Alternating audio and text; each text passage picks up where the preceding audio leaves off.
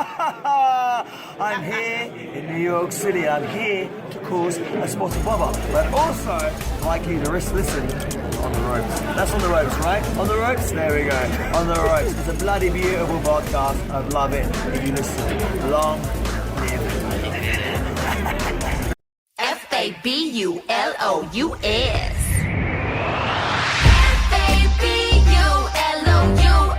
Yes. Diamonds on my neck. Yes, I'm fabulous. They keep hating on me. I don't stress. Don't got time for this. 'Cause I'm fabulous. Hello, ladies and gentlemen. Welcome to another episode of Going for the Ropes. I am your host, Starfish, and I'm here with a special guest, Vanity. Hi. And today we will be reviewing Money in the Bank. As a whole, how did you feel about Money in the Bank before we get started? It was very interesting to say the least. I was not rooting for Mr. Corbin, but congratulations to him. And I wasn't. And, I mean, it was nice. It was pretty cool. It was pretty fast, but pretty cool. I gotta say, I'm happy to say that I predicted everybody that won. Even Baron? Yep. I said months ago Baron Corbin is winning. No, mind you, I had everything right but Baron Corbin. Who did you want to win the Money in the Bank? For the guy? Yeah. Nakamura. I was so team Nakamura. I can see I that. guess that was just a tease. Like, it was given as if he's not going to go that far just yet. Yeah, not But, yet. it was a good match. That was a really, really good match. It was. But I did not expect to see the lone wolf, Baron Corbin, standing at the top of that ladder, taking every case down. Alright, so to get started, Money in the Bank 2017. Surprisingly, I was very surprised that they kicked it off with the women's Money in the Bank match first. Yeah, and plus they already had the day kickoff, so you know the kickoff kind of started off with them. Mm-hmm. But I was happy that they started it off like that because they ended it with the males' Money in the Bank. Okay, I see that now. I didn't even really think about it like that. Yeah, when I seen that, I kind of already figured that they would do that.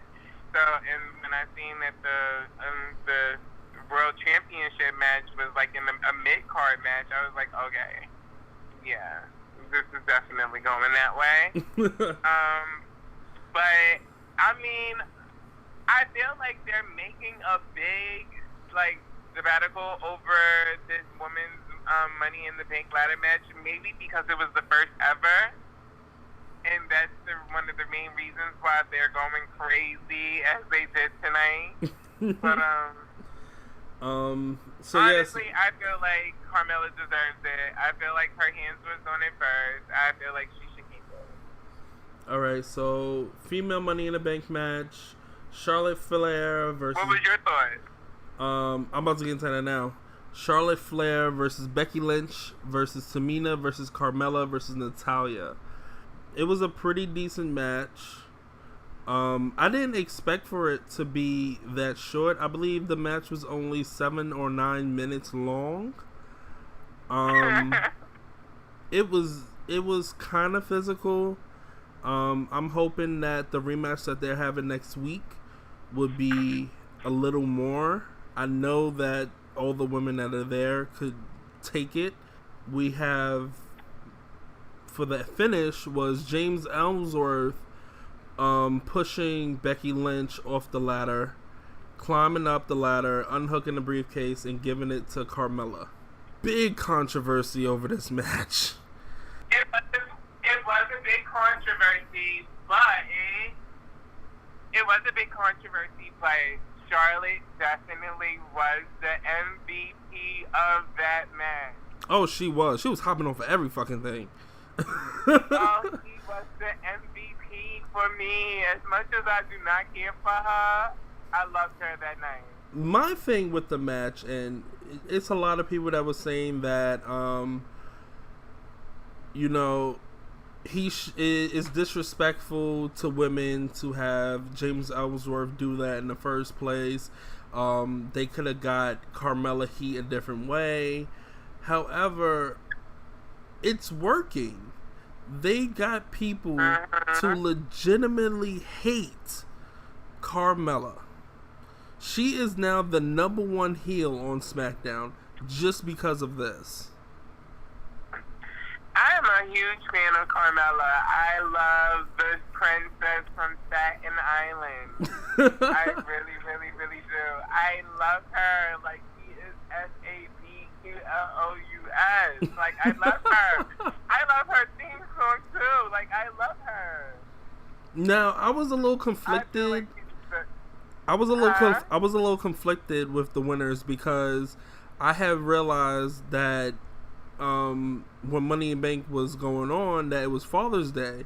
Now, WWE usually has a soft spot for Father's Day, and they've given people championships because of that. So I thought that it was a slim chance that Tamina could have won because it's Father's Day. Tamina's father just passed away, so I thought maybe they would have gave it to her. However, Carmella is the only one that was in that match that is not believable to win a women's championship. One, I'm sorry, but I think we should have already knew she was winning that match when she came out in there with her money, Yes. a wrestling attire. Yes. That was a go-getter. Like, that was giving, girl, we know she's got that. Uh-huh. But I do feel like that definitely deserves the Carmella. One, Carmella is a girl where all the other girls that were in that ring has an advantage over her. Yeah. Oh, yeah. So I feel like for her to have that Money in the Bank contract is her personal advantage to become women's champion of SmackDown. And I think that because people know that she's not the best in the ring, that's the perfect way to get her to win the championship. Okay, winner, Carmella. A lot of memorable matches. I think that I'm sorry. I just love James Ellsworth as her personal accessory. Yes. It was phenomenal. I think he is perfect to be with Carmella. Right, and plus, I feel like, honestly, Carmella is going to make the best of this. I love the duel between the two. He's like the best sidekick to her supervillain. Mm-hmm. And I'm intrigued to know where this is all going to go. But she is gold waiting to happen. Yep. Now, the next match we have is the Usos versus the New Day for the SmackDown Tag Team Championships. Which the Usos are still carrying around the SmackDown Tag Team Championships. Meanwhile, New Day won. You sound disappointed. You sound so disappointed. And I'm not disappointed. I find it interesting that they're doing this Jinder Mahal storyline with the tag team champion. You think but so? in their own different way. You know? You really They did lose this. you really think that they're doing that? I mean, just a little. Only because they kind of just had that same kind of plot where it's like Jinder Mahal just stole the title and then he was just running around all over the place, and then it just caused a big WWE confusion. But I'm loving what they're doing with the Usos. I love their new re-up to their characters. And I like the fact that they've become like the ultimate heels. I feel like the last time we ever seen the Usos as a heel is when they first came out with Tamina alongside. Mm-hmm. My only problem with the Usos now is that they have the Usos coming out pretty much every week for, I believe, the past 2 months, and they were really just talking. And I mean, they beat Breezango both times for the titles, but it seems like once New Day came around, that they're now running. They're running their mouths. They're running from the match. I don't like it. I get it. I do get that. I don't know exactly. I love the fact that New Day is there. It feels a little weird because I feel like as far as tag teams go, I feel like it's not really giving the biggest heavy hitters. Mm-hmm. Even though when, SmackDown first was divided into being the SmackDown that it is, their tag team division was popping. But I don't know, it just looks really, really weird having the New Day alongside them. True. I could definitely see that. I think the thing that I liked about this match was the Usos, like, tag team finisher is the submission into stomping on the knee. I love it. All of so it. heel, right? It's so heel of them, and they put their little stink on it where, it has that Uso feel to it, especially with them having kind of like the hood gimmick. I like it. Me too. I'm definitely loving where they're going with this. I'm all in it.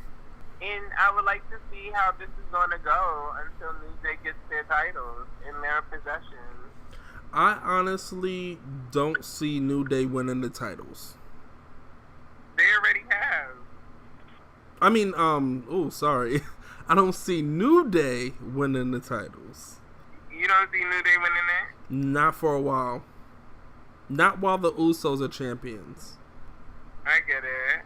So yes, results for this match: New Day wins via countout. Usos retain the titles. Very, very intense match. Everything titles. Yeah. I like Kofi Kingston's new dive where it's a trust fall. Mm-hmm. I like that. And I love that because they've been in matches before, they have really good chemistry. Who, the New Day with the Usos? Oh yeah. Yeah, they have really good chemistry. Next match is Naomi versus Lana for the SmackDown Women's Championship. I give it to Lana. Lana did her thing. How many stars are you giving Lana? I'm giving Lana 2.5. Ooh, that is so shady. Why is that shady? I'm sorry, Lana, girl, even though you lost, I'm giving you 4 stars because that aggression gave me everything that I needed. She is the wife to Rusev.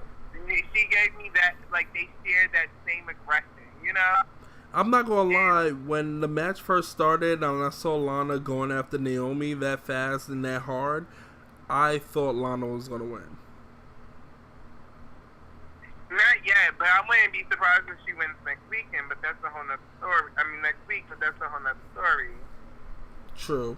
But I do love what they're doing with Lana. I feel like as a blonde, they have now 3 blonde girls on that show. Mm-hmm. And she stands out of the 3 due to the fact, she's the bombshell. She's the sex kitten. She's, Yeah. Even though that's not what WWE is trying to perceive her as, but honestly, that's what she is. And I'm loving the fact that when she strips down out of that dress, this is the woman that you're seeing. Her gear is everything. She just lets you know that she's here for business. She is not here to pull no Eva Marie. Thank God, because that's why I was really hoping that wasn't what was going to happen. I was like, Lana, I love you. Please don't fuck this up. And she tore it up, and I was like, all right, Lana, I give it to you. I give it to you. She did that. Yeah, although you gave her like 2.5 stars. The reason why I gave it 2.5 stars is because it was more so, the aggression was more so hits. It was more of a striker.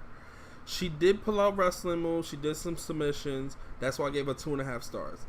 Now, her next match, if she's able to do more than what she did, I could up it. Well, as long as she gives me that aggression and serves it on a platter, I'll be fine. We had Carmella coming out with the Money in the Bank briefcase. And I was scared. I was so scared. I thought Carmella was on cash and I was about to be like, no, it's too early. It's too early. And she went up to the Tom booth and she was like, no, I'm gonna wait. And that gave Naomi the distraction to get one over Lana, which is going to make their match next week more interesting, because if nobody interrupts, could Lana actually win? Honestly, all eyes are on Lana. I'm sorry. Like, this was Lana's first in-ring. No, well, it wasn't her first in-ring debut, but it was her on first SmackDown, challenge. yeah. Yeah, because she wrestled at WrestleMania, but this was her first title opportunity of any kind. Yep. So for her to have this opportunity literally 2 weeks right before, her first big match, and she just debuted and, made her appearance, I am really, really loving where she is going with this. I feel like she is going to be my next Carmella after Carmella's done doing what she has to do. I can see that. So we have Naomi winning with Slay Mission, her submission.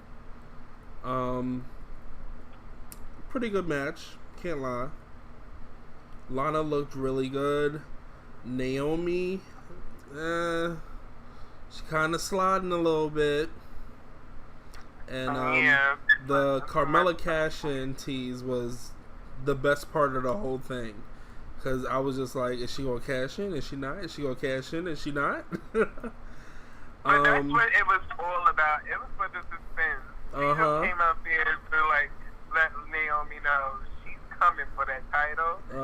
But I love what Carmella did. Once again, I'm a huge fan of hers. I'm a huge fan of Lana's. I'm just a huge fan of the woman heels in SmackDown. Yeah. I miss Alexa on SmackDown, but Alexa is pretty much the best thing on Raw right now. She's the best thing anywhere she goes. Sorry, correction. I love Alexa. Alexa gives me a miniature Trish Stratus for some reason. Like, minus the big boobs and all the other stuff, the attitude, like back when she was in TNA. Love Alexa, but that's a side note. Won't get into that. Alexa's wifey, just know that. So next we have the arrival, finally, of Mike and Maria Canales.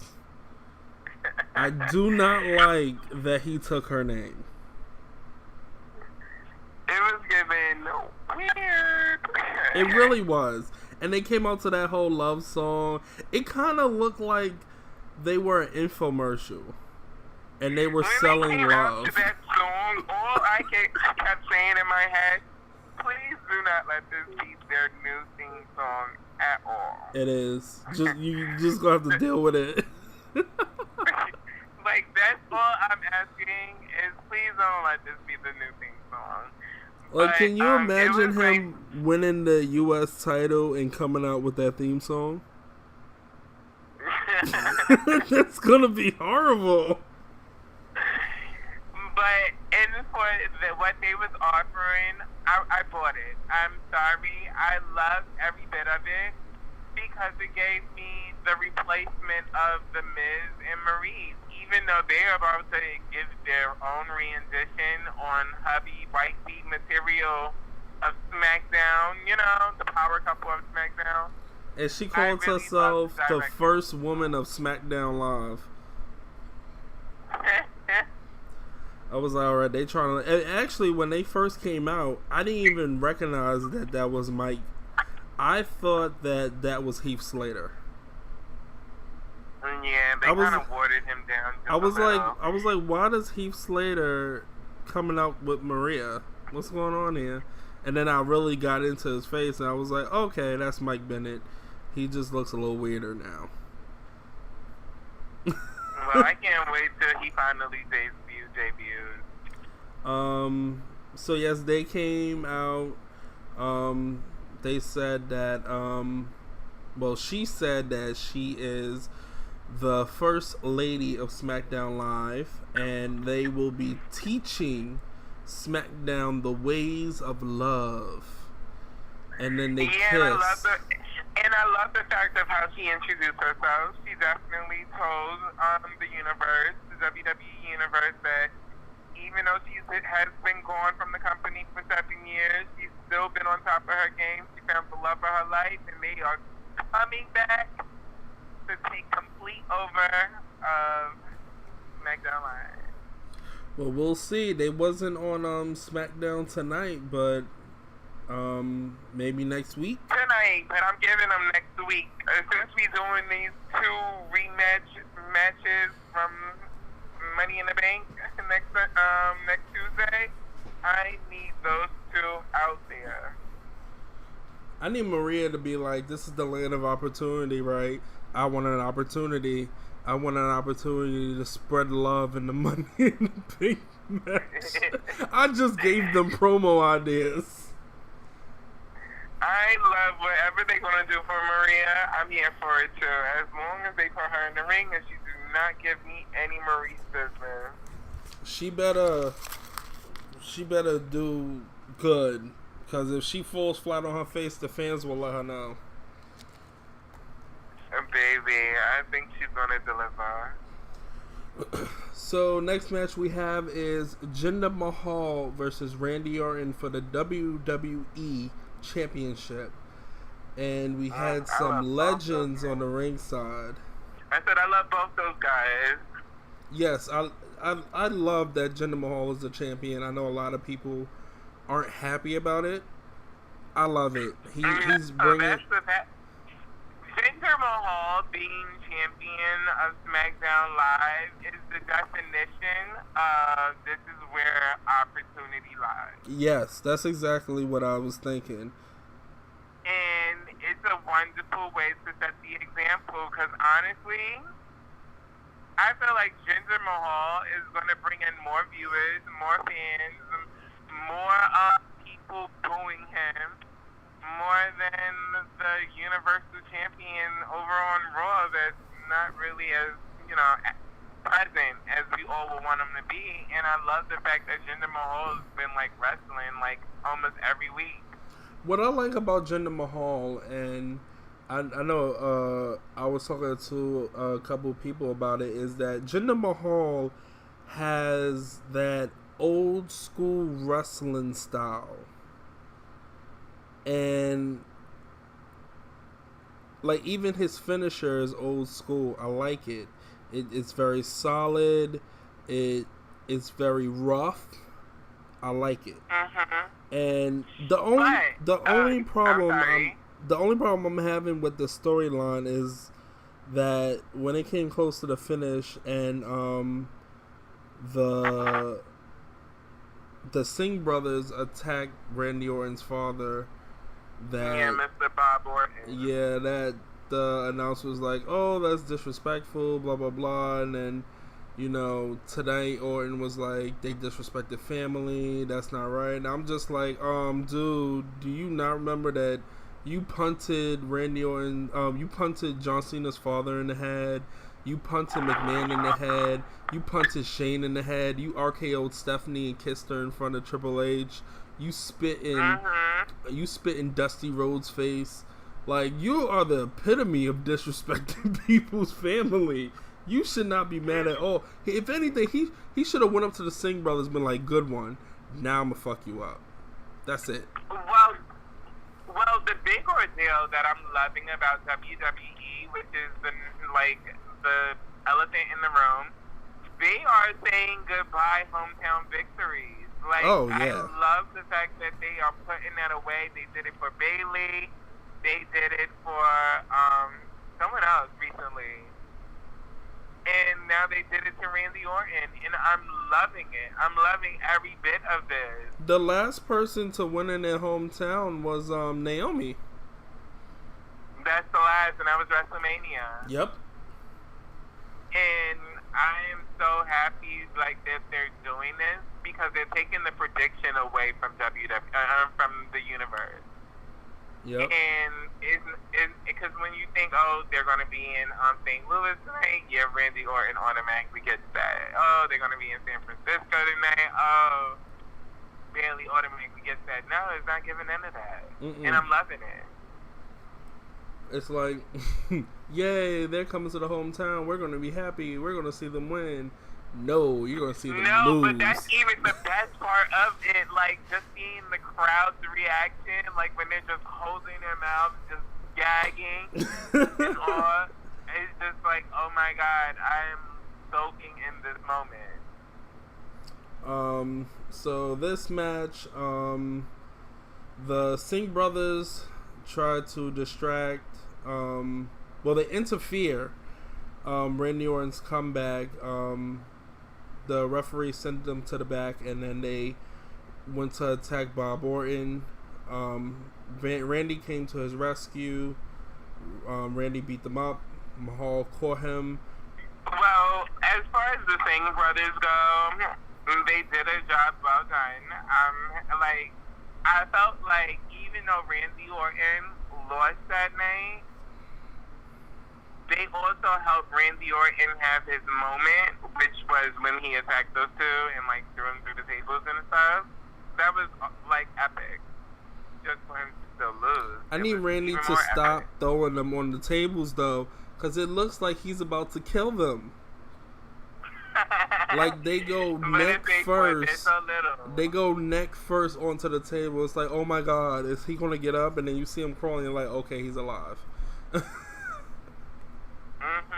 Mahal. And not only but my modern day Maharaja definitely took over Randy Orton in that square ring, and he just did it for me. I love the fact that he took advantage of Randy's weak point and just made it effortless. Then with the figure 4 leg lock, oh my God, to a mock Nature Boy, yes, right at the side of the ring. Oh my God, Ginger did everything that I needed. So yeah, go ahead. Entertained. Mahal hits the Cobra Clutch Bomb to retain his WWE Championship. Pretty good match. I like the interference. It was just enough for this feud, which will most likely end at the next pay-per-view, which is in August. Really? There's nothing for July? Great Balls of Fire. That's all I know of. Nah, it's gonna be something else. It can't just be Great Balls of Fire. Maybe Battleground? It is Battleground. Okay, so next one is Battleground. I think Battleground will probably be their last one, unless they wanted to keep going until SummerSlam. If it goes to SummerSlam, that's definitely the last one. Okay. Next, we have Breezango, the Fashion Police, versus the Ascension. I did not like this match.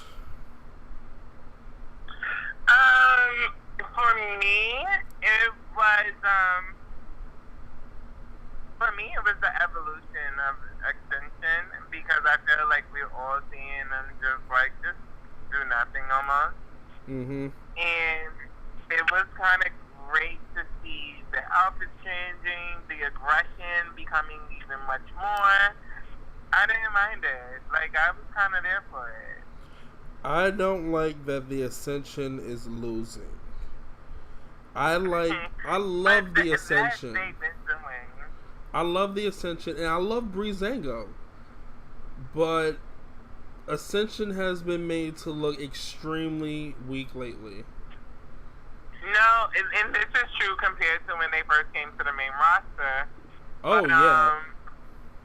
But as far as Breezango go, this is just to boost them up Yeah. and give them that credibility due to the fact that they got this whole horrible storyline going on with the whole, like, being detectives and everything like that. I guess it's cute for them, but it's Wait. not gonna last long. I don't see We it lasting long. about to end this podcast right now. Did you just disrespect Fashion Files? Who? You don't like Fashion Files? Fashion Files is cute to an extent. I just feel like they have to do something to keep the people on and happy about it, or they can just find themselves being the next Golden True. I don't see that happening. I mean, that's just my opinion. It's just something about them that's pretty dull, but I understand that they're also there for the PG crowd. Yeah, and I like it because it's new, it's funny, it's fucking hysterical. Honestly, both of them together doing this little tidbit with the fashion stuff, being fashion police. I love it. It's hilarious, and I love that it's evolving to more stages of duo cops. It's not just a Law and Order, Fashion Files, where they're now doing other gimmicks for it. I like it. No, that is right. It is funny. I just think something about it is just a little cheesy. But that's just coming from me only because I'm not under 18. But but I am definitely interested to see where this is going for them. I feel like it's a long time overdue. Oh yeah. And they deserve it. Hopefully we'll get something out of it, and hopefully they get a chance to become tag team champions. Hopefully before the summer is over. Who knows? Even though I doubt it. Probably a fall. Breezango wins via pinfall by roll up. Alright, match. I think that the Ascension needs to stop being essentially being put in the corner. But I hope that both teams could get something from that. Maybe down the line something will come from it. Now we are up to the main event, the men's Money in the Bank ladder match. Dolph Ziggler versus Sami Zayn versus Kevin Owens versus AJ Styles versus Shinsuke Nakamura versus Baron Corbin. I'm sorry, I love that Baron Corbin just annihilated Shinsuke during his entrance. Like, he immediately got heat. Fans were so pissed that they didn't get to see his entrance at the pay-per-view. They were. I They loved really, it. really were. Baron Corbin was They like, ruined- Baron ruined the Corbin artist entrance. came out, was like, nah, y'all not getting this entrance. Beat him up, went to the ring, was like, alright, ring the bell. He's not coming back, so ring the bell. So pretty much, the new Mr. Money Bank is not phenomenal. You're gonna watch your mouth? He's Yeah. he's exceptional. He is. But that's one thing I'll give for Baron Corbin. He's no longer the underdog. Oh no. He's he was the underdog, but now he is no longer the underdog. But I have one question for you. Yeah. Do you think when that time comes when Baron Corbin puts up his briefcase for the title, do you think he's gonna win it? Oh, yes. I don't know. I'll tell you this right now. By the way things look now and the way WWE wants to do WrestleMania next year, Baron Corbin will cash in after WrestleMania or before 2017 is up. That is so horrible of an estimation to when he puts that contract up for before 2017 is up and or after WrestleMania, like that's only like 4 or 5 months in. Well, because all right, 4 months in. so I would possibly say after WrestleMania, and not like the night after. I'm talking about maybe like a month or two after, because they obviously want AJ versus Shinsuke at WrestleMania for the title. How I think it's going to happen, AJ's going to win the title, and he's probably going to be a heel again, and Shinsuke's going to win or just win an opportunity, and they're going to fight at WrestleMania. Baron Corbin needs to come before or after that equation. I think he would be... But I feel like when he do come in for that opportunity, whoever is champion has to be a face. A good old baby face. Well, that's where Nakamura would come in, because Nakamura would win. Which is true.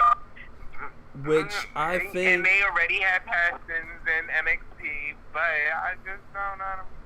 I don't know. I'm still rooting for Nakamura. I'll be rooting for Corbin. I love me some Baron Corbin. I did, but he's still missing something. He doesn't have that champion quality just yet. It's like his mic experience is not there for me. Like, to the point, like, he kind of is like a Brock Lesnar to me via the mic. I don't want to hear you. I've seen that when he's on Talking Smack, or when he's in like a promo with multiple people and he has like a few words to say, I like him. When he's long-winded about it, I don't like it. I'll give you that one, though. I'll definitely give you that.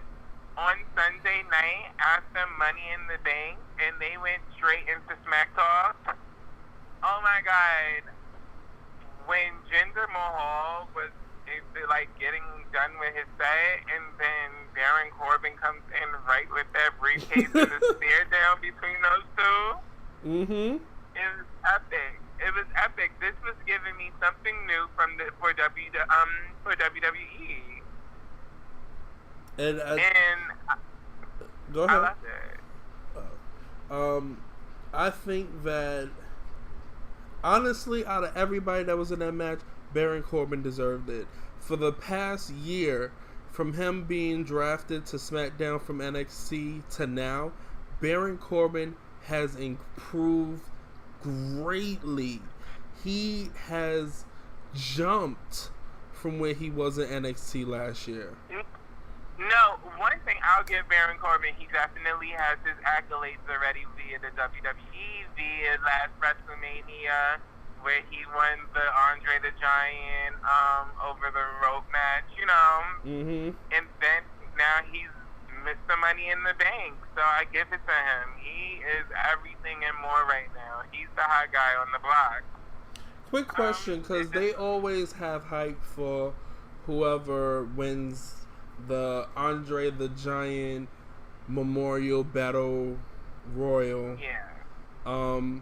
What do you see happening with Mojo Rawley? I love him. I think I see growth in him. I hate Mojo Rawley. I don't see him. I mean, I don't see him being a world champion just yet, but I would love to see him as the United States champion. I don't know. I think maybe he's too hyper for me or something, but I don't like Mojo Rawley. I love his strength. I love his athleticism. Like, he can do a lot, and I just love it. But as far as, like, you know, people who I would love to see with the United States Championship, because I don't really see Mojo Rawley getting this just yet. I need Sami Zayn to get that, but that's a whole nother topic. Sami Zayn will get whatever he could take at this point. Poor Sammy. Poor Sammy. Well, speaking of U.S. champions, Kevin Owens took quite a beating in this match. They were just flinging him everywhere. It was just a lot. I love Owens. Owens is amazing on the mic. He's amazing in the ring. He's hilarious on Twitter. I love him. He is going to go really, really, really, really big. Oh, he already is in my eyes. Yeah, I just feel like he is going, like, in that Hall of Fame lane, like, oh, where yeah. everybody else went through, like, the Stone Cold, the Rock, the Triple H's. Like, I feel like he is his own person, his own superstar, and I just love it. Like, you can't compare him to anyone that we've already seen, that we encountered.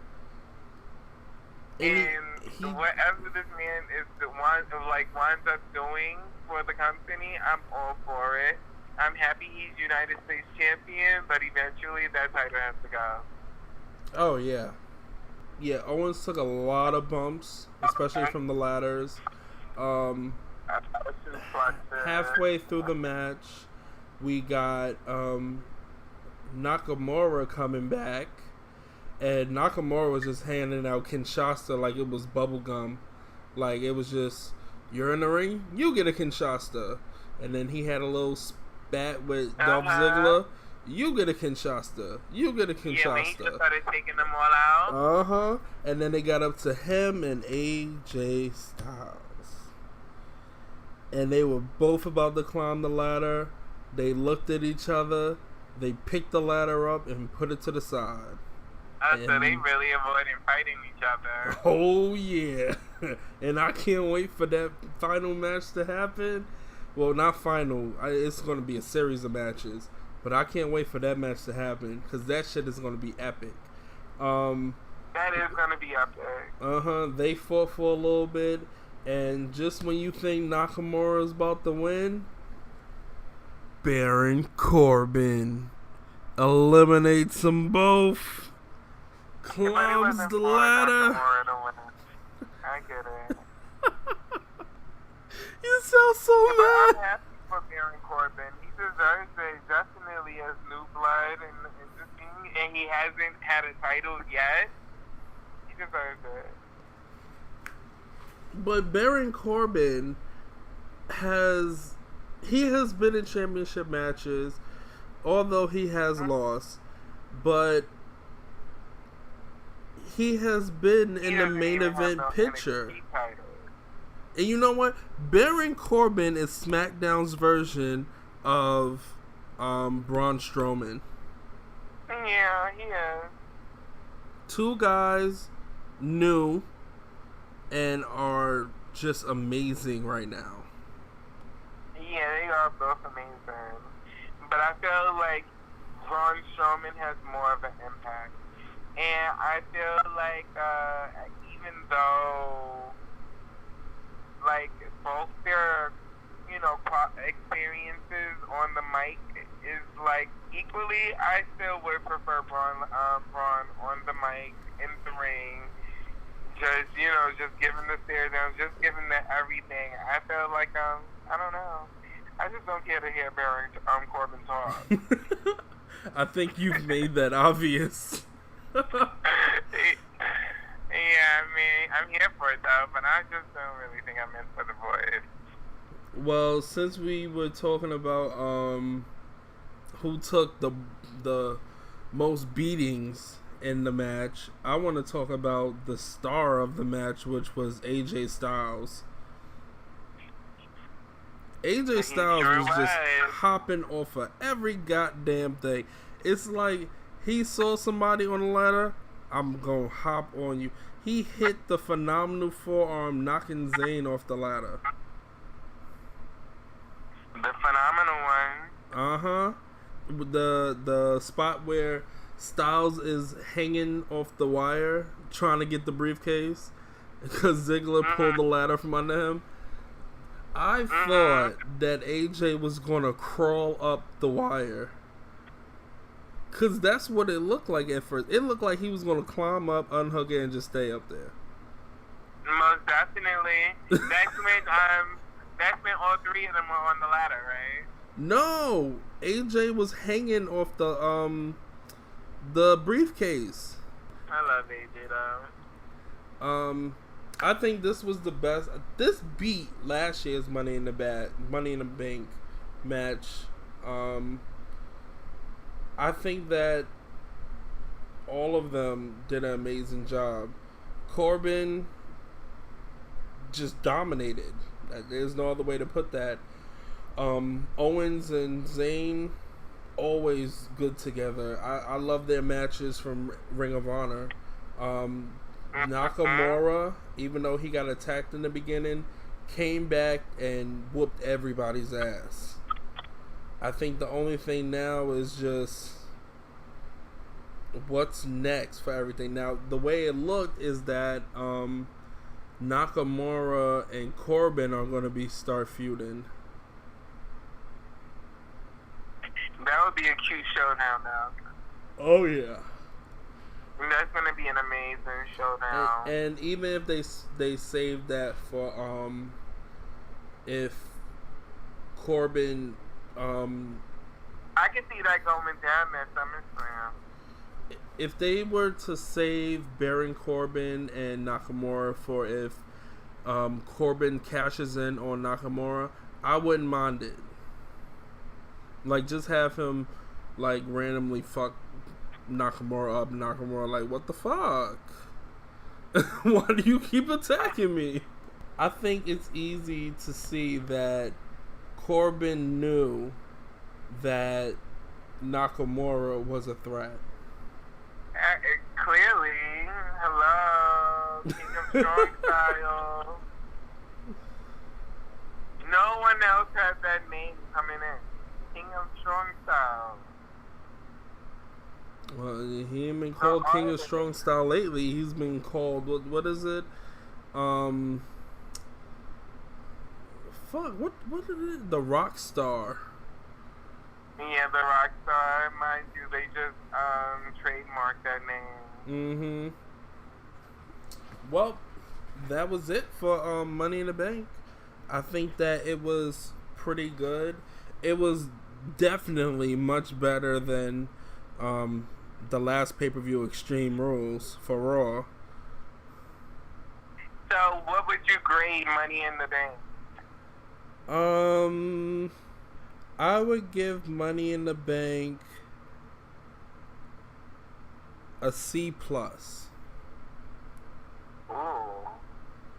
Matches It's weren't. not their fault they only had like 6 matches. Yeah, I mean, because it was only 6 matches, because some of the matches didn't get enough time, and because it was a lot of hype, but it was a lot of hype building in the matches, but it wasn't hype in the matches. That's the reason why I give it a C+. What do you rate it? What do I think about? I said, what do you rate it?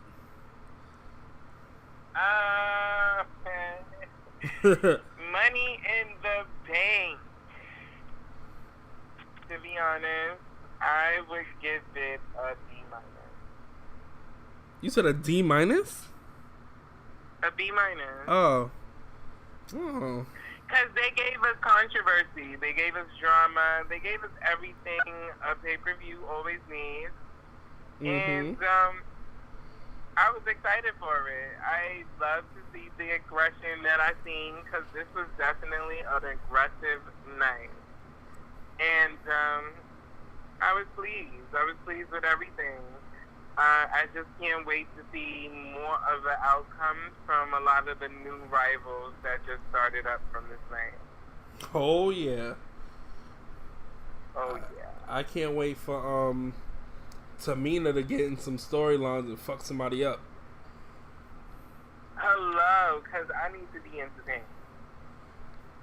I love me some Tamina. Tamina need to hurry up and just fuck somebody up. I love the Samoans in general. I love that family. Alright, ladies and gentlemen, that was another episode of Going for the Ropes. I hope you enjoyed it. Me and my co-host for the evening, Miss Vanity. Hi! Well, more like a good night.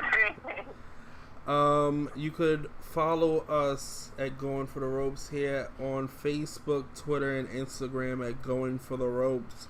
You can also find us on YouTube and Podbean.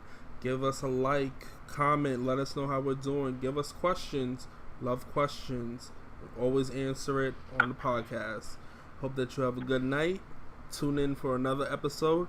Going for the Ropes. Good night. Night.